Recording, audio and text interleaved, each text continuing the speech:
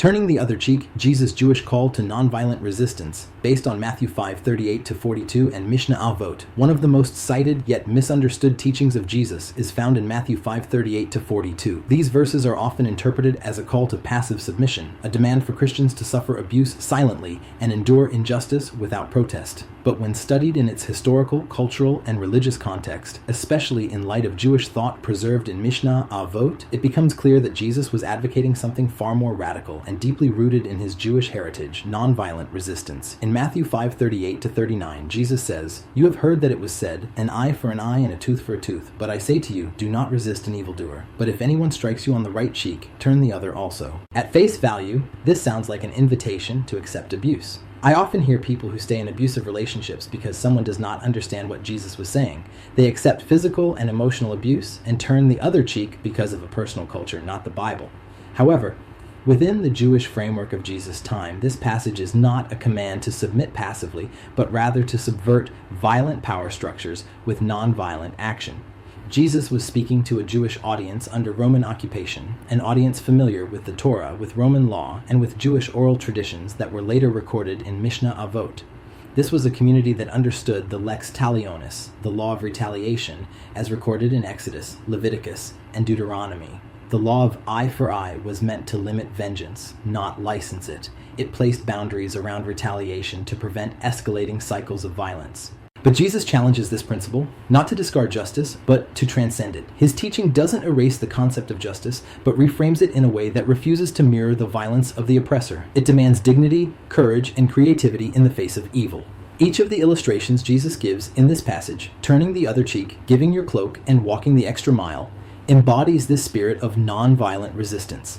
Consider the first example, being struck on the right cheek. In the first century context, a strike to the right cheek likely indicated a backhanded slap, which was more about humiliation than physical harm. It was an insult, a way of asserting dominance. To turn the other cheek is not to accept further abuse. It is to confront the abuser without violence, to reclaim agency in the face of shame.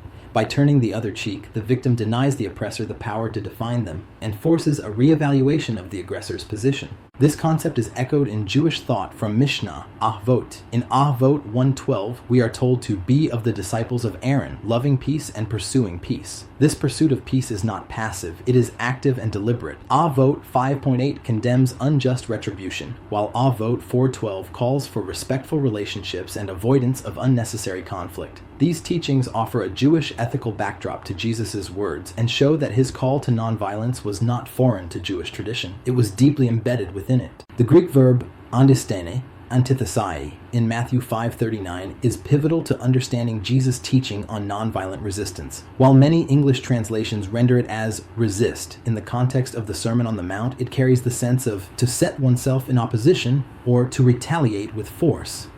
In classical Greek and in the Septuagint, andistene, antithesai, often appears in military or legal contexts, denoting active resistance against an enemy or adversary. By instructing his listeners, mi adistene to poniro, do not resist the evil one, Jesus is not calling for passive submission to wrongdoing, but rather forbidding a specific type of resistance, violent or retaliatory opposition. This is consistent with the Jewish oral traditions found in Mishna Avot, which emphasize the pursuit of peace, the avoidance of needless conflict, and the upholding of justice without escalating hostilities. The dative form to ponero, in Matthew 5:39 is commonly translated as the evil person or the evil doer, but its semantic range is broader. The adjective poneros, can describe moral corruption, harmful intent, or that which causes injury, and in certain contexts it functions almost substantively to denote the harmful one, or the one causing injustice. Within the Sermon on the Mount, the phrase most likely refers not to an abstract philosophical principle of evil, but to a concrete adversary, someone who acts unjustly or seeks to harm. This is supported by the immediate illustrations Jesus gives, the backhand slap, the lawsuit for one's tunic, and the compelled mile. Each scenario portrays not generalized evil, but a specific social or legal oppressor. By framing the instruction as do not resist the poneros with violence, Jesus identifies the target of nonviolent resistance as the person who embodies harmful action in the moment, while still maintaining that the appropriate response is one of dignity, creativity, and moral restraint. This reading aligns closely with Jewish wisdom literature, including Mishna Avot, where the focus is on confronting wrongful behavior without replicating its destructive methods. So that brings us to the second topic, the tunic. The second illustration Jesus offers is equally subversive. If someone sues you for your tunic, give them your cloak as well. In ancient Jewish society, people typically owned only two garments, a tunic and a cloak. The cloak was often considered inalienable. It was what kept the poor warm at night and was even protected by law from seizure. To give it up was to stand naked, exposing both the plaintiff's greed and the injustice of the system. Again, the goal is not passive acceptance, but a powerful protest that lays bare the moral bankruptcy of the oppressor, the Levitical law of the tunic. In the Hebrew Bible, the tunic, kitanet, khtanet, was the inner garment worn next to the skin, similar to a long shirt or robe, and was the basic piece of clothing for both men and women. The cloak, shimla, was the outer garment, often used as a blanket at night. According to Torah law, especially Exodus 22:25-27 and Deuteronomy 24:10-13, a creditor could take a person's cloak as security for a debt, but it had to be returned before sunset because it was essential for warmth and survival. The tunic, however, was considered an inalienable personal possession. It was the last basic covering of the body. The Torah does not explicitly legislate giving away one's tunic, because to do so would leave a person exposed in a socially and religiously shameful condition.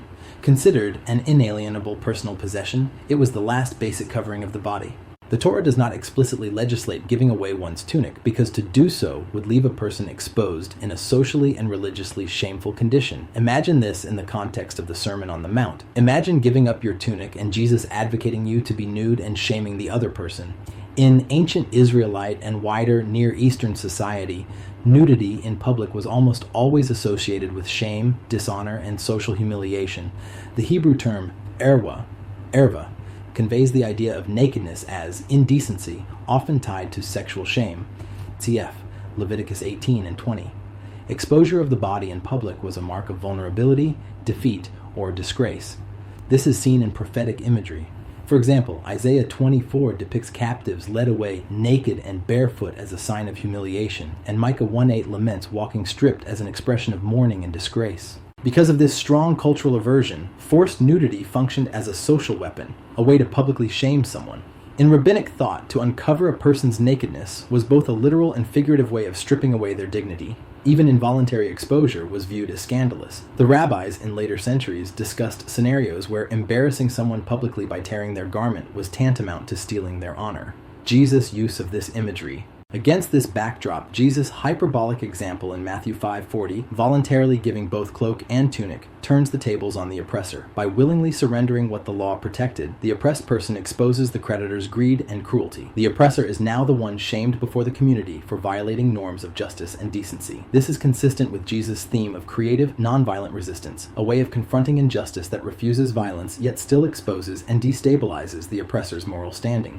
When Jesus refers in Matthew 5:40 to giving your cloak as well, if sued for your tunic, he is alluding to the limits of legal seizure under Torah law and exaggerating the image for rhetorical effect. In the cultural legal background, being stripped to one's tunic was already humiliating. Losing both tunic and cloak would leave a person naked and thus socially scandalized. The legal assumption in Jewish tradition was that even the most hardened creditor would not demand both garments, because to do so would force a public violation of modesty norms and bring shame on the taker. The next part of Matthew 5:38-42 worth developing is the idea of going the extra mile. The third illustration draws from Roman law. Roman soldiers could compel civilians to carry their gear for 1 mile. Jesus instructs his followers to carry it too. This unexpected response disrupts the system, catches the oppressor off guard, and reclaims personal dignity. It is a voluntary act that diffuses power by going beyond what is demanded, thereby robbing the oppressor of control. Roman authority to compel. Labor under Roman imperial law. Military and civil officials had the right to requisition goods, animals, and the labor of civilians for official purposes. This was called the angaria system, from the Greek agaria, derived from the Persian angaros, meaning a royal courier. In Judea, Roman soldiers could legally compel a civilian to carry military equipment, messages, or supplies. This is the same system mentioned in Matthew 27:32 and Mark 15:21, when Simon of Cyrene was compelled to carry Jesus' cross. He had no legal option to refuse. How far could they be forced to walk? By the 1st century, Roman military customs set a limit for compulsory carrying. 1 Roman mile, about 1,480 meters, 0.92 modern miles, or roughly 4,854 feet. This was established so civilians would not be overly burdened and so the military supply chain could function efficiently without resentment leading to revolt. The Roman mile was marked on roads by milestones, miliarium, and it was easy for soldiers to know how far the law allowed them to compel service. What if they refused? Refusing an order from a Roman soldier carried serious consequences. Punishments could include immediate physical punishment, beating with rods or the flat of a sword, fines or confiscation of property. In cases viewed as active defiance of Roman authority, the offender could be imprisoned or executed for insubordination against the imperial power. In occupied territories like Judea, resistance to such a lawful order could be interpreted as rebellion, a political crime. The Romans had no tolerance for what they considered public acts of defiance. This is one reason why Jewish resistance groups like the Zealots often use the issue of Roman forced labor as a rallying cry for revolt. Jesus' statement in context. In Matthew 5:41, Jesus says, "If anyone forces you to go 1 mile, go with him 2." His listeners knew the legal 1 mile limit. By offering to go a 2nd mile voluntarily, a person, 1, takes control of the situation, turning a coerced act into a voluntary one. 2, diffuses the humiliation the Roman intended. 3, forces the soldier into a compromised position. The law forbade him from compelling more than 1 mile, so if a civilian carried the load farther, the soldier could be accused by his superiors of overstepping his authority. Thus, this is another example of Jesus teaching creative nonviolent resistance. Obey the law, but do so in a way that undermines the oppressor's power and exposes the injustice of the system. Each of these examples reveals a pattern. Resist evil, but do so without violence. Retain your dignity. Confront injustice in a way that neither retreats nor retaliates. This is not pacifism in the modern sense. Jesus is not asking his followers to become doormats. Instead, he is modeling a third way, a path that avoids both violent retaliation and passive submission. This third way mirrors the teachings found throughout Mishna Avot, where resistance is framed not as aggression but as wisdom, restraint, and ethical strength. In fact, Mishna Avot, though formally compiled around 200 CE, includes sayings from sages who lived before and during Jesus' time. These oral traditions would have been familiar to Jesus' audience and shaped their understanding of his words.